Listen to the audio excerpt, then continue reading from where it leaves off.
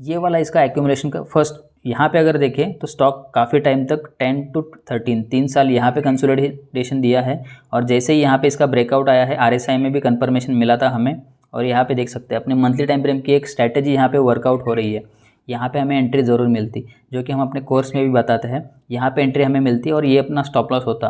अगर ये 40 रुपीज़ का स्टॉप लॉस होता तो अपना मिनिमम 120 का टारगेट इसके ऊपर में रहता, तो ऑलमोस्ट 80 रुपीज़ टू 120 200 के आसपास का अपना फर्स्ट टारगेट आता, जो इसने आसानी से दिया हुआ है। अब यहाँ पे वापस देखिए प्राइस ने जो है काफ़ी सारा कंसोलिडेशन यहाँ पे किया हुआ है। अब ये वाला जोन अगर हम देखें, ये सारा कंसोलिडेशन का एरिया है जिसका ब्रेकआउट यहाँ पे मिला था। अब ब्रेकआउट में एक प्रॉब्लम था जो अपने काफ़ी वीडियो में एक्सप्लेन कर चुका हूँ। ब्रेकआउट में क्या हुआ है, यहाँ पे देखिए अगर ये वाले ब्रेकआउट को हम देखें तो प्राइस ने क्या किया था, एक रैली दी, पुल बैक दिया, फिर ब्रेकआउट दिया था, तो ये सस्टेन होने के चांसेस जो है काफ़ी ज़्यादा होते हैं। लेकिन यहाँ पे क्या किया है, प्राइस ने कंटिन्यूसली एक ही रैली में ब्रेकआउट दे दिया था, तो मोस्ट प्रोबेबली एक पुल बैक देगा, ये कंफर्म था, चांसेस इसके ज़्यादा हो जाते हैं। इसलिए यहाँ पे इसको ये वाले लेवल्स पे हम बाय नहीं करते हैं। अब रिट्रेसमेंट में क्या करते हैं, हम फिबोनाची यूज़ करते हैं। फिबोनाची के हिसाब से देखिए यहाँ पे भी इसका एंट्री मिस हुआ था, और यही एंट्री मिस जो हुई थी इसको हम टैप करने के लिए यहाँ पे हमने अपना एरिया मार्क करके रखा हुआ था, और इसी एरिया को प्राइस ने टैप किया हुआ है। अगर आप यहाँ पे देखें, प्राइस ने यहाँ पे लिक्विडिटी ले ली, ये एरियाज़ पे प्राइस ने लिक्विडिटी ले ली। अब ये जो बायर ट्रैप हुए हैं उनकी लिक्विडिटी इसके नीचे होगी, और यहाँ पे प्राइस नीचे इनकी लिक्विडिटी लेने आया था, और यहाँ पे प्राइस ने अपनी लिक्विडिटी जो क्रिएट करी थी वो फुलफिल की है। अब यहाँ से वापस से बाइंग मोमेंटम आने के चांसेस ज़्यादा है। अगर हम वो वाले लेवल्स पर ट्राई करें डेली टाइम फ्रेम पे, तो डेली टाइम फ्रेम पे देखिए क्या हमें कुछ बाइंग का पैटर्न यहाँ पे मिल सकता है, ज़रूर मिलेगा। आरएसआई ने भी कंफर्मेशन यहाँ पे अपना दिया हुआ है। जिस लॉजिक से हम आरएसआई में भी बाइंग करते हैं, अपना एंट्री जो है इसके ऊपर ट्रिगर हो रहा है। किसी को लेना होगा तो यहाँ पे लेना चाहिए था ये स्टॉक। अभी भी स्टॉक बाइंग एरियाज से ऑलमोस्ट 3 to 4% ओपन होगा, 5% के अराउंड ऊपर है, लेकिन अभी भी इसका जो एंट्री है वो इंटैक्ट है। लेकिन मैं इसको रिस्क टू रिवॉर्ड के हिसाब से इसको कंसिडर नहीं कर रहा हूँ, क्योंकि यहाँ पे एक ट्रेंड लाइन का रेजिस्टेंस आ रहा है और ये वाला प्रीवियस रेजिस्टेंस है। जब तक ये ब्रेकआउट नहीं होता है तब तक यहाँ पे एंट्री करना थोड़ा रिस्की है, इसलिए अभी इसमें वेट करेंगे, वॉच लिस्ट में ज़रूर रखेंगे।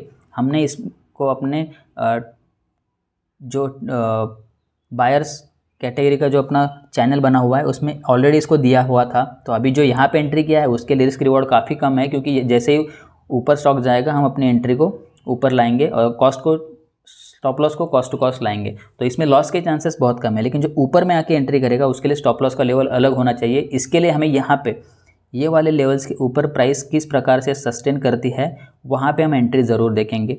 एज ऑफ नाउ ये सिर्फ वॉच लिस्ट में रखिए। नेक्स्ट स्टॉक जो देखेंगे वो है सीमेक लिमिटेड। अभी इसका मंथली टाइम फ्रेम पे चेक करते हैं स्टॉक में क्या हुआ है। यहाँ पे आप देख सकते हैं कि यहाँ पे स्टॉक ने अच्छा खासा कंसोलिडेशन दिया, और ये कंसोलिडेशन के बाद ब्रेकआउट दिया है। यहाँ पे ब्रेकआउट पता चल रहा है 355 लेवल्स के, 355 से ऑलमोस्ट 1400 तक गया है। As of now monthly time frame पे भी आरएसआई स्ट्रॉन्ग है, और यहाँ पे अपने प्रीवियस जो लोज है वो स्टॉक इंटैक्ट है, प्रीवियस लोज ब्रेक नहीं कर रहा है, तो ये स्टॉक जो है आने वाले टाइम के लिए अच्छा खासा रिटर्न दे सकता है। अभी देखिए ये जो इसका रेजिस्टेंस बना हुआ है ऑल टाइम हाई का, इसको ब्रेक करने के लिए क्या होगा, प्राइस कंटिन्यूसली अगर ब्रेक करती है इसी रेंज में तो जो ब्रेकआउट के चांसेस है वो कम हो जाते हैं। लेकिन यहाँ पे अच्छा खासा पुल बैक देते हुए स्टॉक ऊपर जा रहा है और जो रेजिस्टेंस को अप्रोच कर रहा है, तो नए बायर्स जो है विथ प्रॉफिट बुकिंग नए बायर्स इसमें ऐड हो रहे हैं, तो ज़्यादा चांसेस है कि ये वाला जो सेलर है इसको ये आउट करेंगे। तो इस हिसाब से हम स्टॉक को इस देख रहे हैं। और अगर इस स्टॉक में डेली टाइम फ्रेम में चेक करें तो यहाँ पे भी आरएसआई का जो अपना सेटअप है, जो आरएसआई का सेटअप बन चुका है। एज ऑफ नाउ एंट्री अगर कोई करना चाहे तो इसके हाई के ऊपर ब्रेक क्लोजिंग आया है, यहाँ पे अगर कोई एंट्री करता है उसके लिए स्टॉप लॉस काफ़ी छोटा हो जाएगा, ऑलमोस्ट 10% के अराउंड। और यहाँ से फर्स्ट टारगेट जो होगा वो ऑल टाइम हाई का होगा। यहाँ पे मैंने टारगेट 30% टू 35% के आसपास के टारगेट इसमें एक्सपेक्ट कर रहे हैं हम, जो फर्स्ट टारगेट होगा। अगर ये टारगेट मिलता है तो मंथली टाइम फ्रेम पे ये स्टॉक अनचार्टेड टेरिटरी में आ जाएगा। फर्स्ट टाइम सेकंड टाइम अच्छा खासा सेल ऑफ हुआ है, अगर ये इसके ऊपर निकलता है तो ये काफ़ी लंबे रैली के लिए स्टॉक रेडी हो जाएगा। 3000 4000 इसमें टारगेट आने के चांसेस है। स्टॉक का नाम ज़रूर ध्यान में रखिए, सीमेक लिमिटेड। आने वाले बाकी भी ऐसे स्टॉक्स है जो आपको अच्छा खासा रिटर्न दे सकते हैं, लेकिन वो स्टॉक आपको मार्केट के कंपैरिजन में आइडेंटिफाई करने आना चाहिए। जैसे कि निफ्टी लोअर लोज बना रहा है, लेकिन आपका स्टॉक, निफ्टी ने यहाँ पे लोअर लोज बनाना चालू किया था, लेकिन आपका स्टॉक या तो कंसोलिडेशन में है या तो हायर हाइज बना रहा है। ऐसे वाले स्टॉक में आप ब्रेकआउट एंट्रीज ढूंढिए। जब मार्केट रिकवर करना चालू करेगा तो ये स्टॉक सबसे ज़्यादा भागेंगे, ना कि जो बॉटम ट्रेंड में जा रहा है ये स्टॉक काफ़ी कम है जो ऊपर जाने के चांसेस इसमें होते हैं। जैसे ये स्टॉक है, लोग इसमें काफ़ी ज़्यादा इन्वेस्टेड है, काफ़ी सारे रिटेलर्स के पास ये स्टॉक पड़ा हुआ है। लेकिन अभी देखिए ये स्टॉक में क्या हुआ, जैसे ही ये जो स्टॉक पिटना चालू हुआ था, मार्केट रिकवर करा, लेकिन पूरी रैली में ये स्टॉक अपना ऑल टाइम हाई भी क्रॉस नहीं कर पाया। जैसे ही इसमें वापस से मार्केट में सेल पाया, ये स्टॉक वहाँ से ही प्रीवियस अपने रेजिस्टेंस से वापस गिरना चालू हुआ। इससे हमें क्या पता चलता है कि एक बार अगर उसमें सेलर आया है तो वो सेलर वापस दोबारा सेलिंग की कोशिश करेगा। तो जनरली आप मोमेंटम इन्वेस्टिंग में ये देखते हैं कि जो स्टॉक ऑलरेडी बाइंग के इंटरेस्ट में है, ना कि सेलर के, बाइंग के इंटरेस्ट वाले स्टॉक में क्या होता है, छोटे से पुल बैक में भी हमें अच्छा खासा अपसाइड का रैली मिल सकता है। तो आप जो स्टॉक कैटेगराइज करते हैं वो स्टॉक जनरली आपको ऐसे ही ढूंढने चाहिए जो कि बाइंग के मोमेंटम में हो। जैसे कि ये स्टॉक में बिल्कुल मोमेंटम नहीं है। मोमेंटम के 2-3 आपके पास पॉइंट्स मिल सकते हैं, जैसे कि हायर हाई बना रहा हो या तो हाइज पे जाके कंसोलिडेट कर रहा हो और इसका ब्रेकआउट दे दे, तो ये भी मोमेंटम बताता है हमें। इसके अलावा ये फर्स्ट था, ये सेकंड आइडिया हो सकता है। इसके अलावा और एक बढ़िया सर मैं आपको ऑलरेडी अपने काफ़ी सारे वीडियोज़ में बता चुका हूँ। यहाँ पे आप देख सकते हैं RSI, यहाँ पे देखिए इस RSI में स्टॉक यहाँ पे पूरा पिट चुका है। यहाँ पे भी आपको दिख रहा होगा RSI में पिट चुका है। ये स्टॉक ये वाले लेवल्स पे बाय करने के लायक नहीं है, इसको आप जनरली अवॉइड करिए, इसको इन द सेंस ऐसे वाले स्टॉक्स को।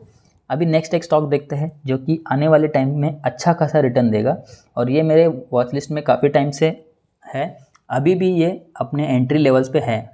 अभी एक बार देखिए यहाँ पे इसका एक हाई बना हुआ था, हाई रेजिस्टेंस प्राइस ने रेजिस्टेंस लिया और यहाँ पे ब्रेकआउट दिया था। ये RSI भी कंफर्मेशन यहाँ दे रहा था कि ये स्टॉक यहाँ से अच्छा खासा ऊपर भागेगा। और देखिए 400 का स्टॉक अभी 1800 तक गया था, वापस से प्राइस रिट्रेस हो रही है, लेकिन RSI में अभी भी स्टॉक पॉजिटिव है।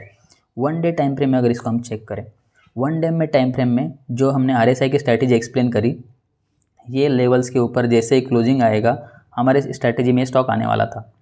अब यहाँ पे आप देख सकते हैं जैसे ही इसके ऊपर प्राइस क्लोज किया, नेक्स्ट डे यहाँ पे आके प्राइस ने टेस्ट किया और वहाँ से ऊपर गया। मैं इसको आपको छोटे टाइम फ्रेम में ज़रूर दिखाना चाहूँगा। यहाँ पे देख सकते हैं, यहाँ पे प्राइस ने क्लोज किया था, नेक्स्ट डे गैप डाउन खुला, उसी लेवल को टैप किया, सेकंड टाइम टैप किया, W बनाया और यहाँ से स्टॉक अच्छा खासा रैली दे रहा है। एज ऑफ नाउ अगर आप देखें तो यही लेवल से स्टॉक ने 8% का रिटर्न दिया है। लेकिन अभी क्या करें, अभी हम अगर इसमें एंट्री करते हैं तो एंट्री के लिए क्या है, फर्स्ट रेजिस्टेंस यहाँ पे है, ठीक है। क्या मैं यहाँ पे एंट्री करना चाहूँगा? ज़रूर, क्योंकि ये स्टॉक ऑलरेडी मैंने एंटर किया हुआ है। मेरे इस स्टॉक में 8% का नहीं, लेकिन थोड़ा प्रॉफिट इसमें बन रहा है। एज ऑफ नाउ मैं इसको होल्ड कर रहा हूँ और मेरा स्टॉप लॉस जो है 10% का था एंट्री लेवल से, अभी मैं इसको यहाँ पे ट्रेल करूँगा, 8% कह रहा हूँ। तो अभी आप देख सकते हैं इसका ऑल टाइम हाई का रेजिस्टेंस यहाँ पे है। अगर ये इसको क्रॉस करना चाहता है तो ये स्टॉक अपने all time high uncharted territory में चला जाएगा, जिसके टारगेट जो है काफ़ी एग्रेसिव होंगे। क्यों? क्योंकि इस स्टॉक में जो है मंथली टाइम फ्रेम में अगर देखें तो RSI काफ़ी स्ट्रॉन्ग है। RSI ने 60 का सपोर्ट लिया है, अगर इसको ब्रेक करता है तो ये जो रैली हुई है इसको ही हम वापस से यहाँ देखेंगे। तो इसके लिए मैं ये स्टॉक जो है पोजिशनल बेसिस पे 70 to 80% रिटर्न के हिसाब से इसको होल्ड करना चाहूँगा। तो ये वाले स्टॉक को ज़रूर आपने वॉच लिस्ट में रखिए, और इसका नेक्स्ट टारगेट जो होगा 2800 के आसपास आ सकता है, इन केस अगर ये यहाँ से ब्रेकआउट देता है, ये वाले लेवल्स को, ये वाले लेवल्स अगर ब्रेकआउट देता है तो अच्छा खासा मोमेंटम इसमें आएगा। यहाँ पे आप देख सकते हैं ऑल टाइम हाई का रेजिस्टेंस इतना अभी सिग्निफाई नहीं करता है। क्यों? क्योंकि यहाँ से प्राइस ने धीरे धीरे करके एक सेलिंग का पैटर्न बनाना क्रिएट चालू किया था। यहाँ पे आप देख सकते हैं लोअर लोज क्रिएट करे हैं, लेकिन वो छोटे टाइम फ्रेम में करे हैं। आपको ट्रेंड आइडेंटिफाई इसीलिए करना आना चाहिए ताकि आप जो है बाइंग और सेलिंग के कौन से स्टॉक है उसको आप निकाल पाए अपने माइंड में, और उसी फिल्टर स्टॉक में आप अपनी पोजीशन बना पाए। यहाँ पे आप देखिए मैंने डिटेल इसका वीडियो बनाया है कि ये जो प्रीवियस सपोर्ट था, ये प्रीवियस सपोर्ट में ही प्राइस ने वापस से सपोर्ट लिया है। अब ये जो धीरे धीरे सेलिंग हो रहा था, ये अभी तुरंत बाइंग में कन्वर्ट हो रहा है। वॉल्यूम एक्टिविटी पे आप यहाँ पे देख सकते हैं, जब ये सेलिंग आया हुआ है वॉल्यूम काफ़ी कम है, इसको ड्राई वॉल्यूम बोलते हैं। बाइंग के टाइम पे वॉल्यूम्स ज़्यादा थे, सेलिंग के टाइम पे वॉल्यूम बहुत कम है। अब वापस से वॉल्यूम एक्टिविटी यहाँ पे हुई है, प्राइस ने यहाँ पे जो है अच्छा खासा टाइम स्पेंड किया हुआ है ये वाले एरियाज़ पे। अब ये जो बायर नए ऐड हुए हैं ये ऑल टाइम हाई क्रिएट करवाने के लिए हुए हैं। अगर ऐसे ही ये चला जाता तो ये पुल बैक के लिए आता, लेकिन एज ऑफ नाउ क्या हुआ है, ऑलरेडी मार्केट ने यहाँ पे एक पॉज लिया हुआ है। तो यहाँ से एक जो शार्प रैली देखने को हमें यहाँ से मिल सकती है with very small stop loss, 8% of stop loss, जो कि किसी भी पोजिशनल या स्विंग ट्रेडर के लिए काफ़ी अच्छा ट्रेड साबित हो सकता है। आशा करता हूँ आपको वीडियो अच्छा लगा होगा। ऐसे ही वीडियोज़ हम हमेशा डालते रहेंगे। ऐसे ही वीडियोज़ और एनालिसिस जानने के लिए चैनल को सब्सक्राइब करिए, और अगर किसी वीडियो स्टॉक का आपको वीडियो या एनालिसिस चाहिए होगा तो कमेंट बॉक्स में ज़रूर बताइए। मिलते हैं आपसे अगली वीडियो में। Till then, thank you.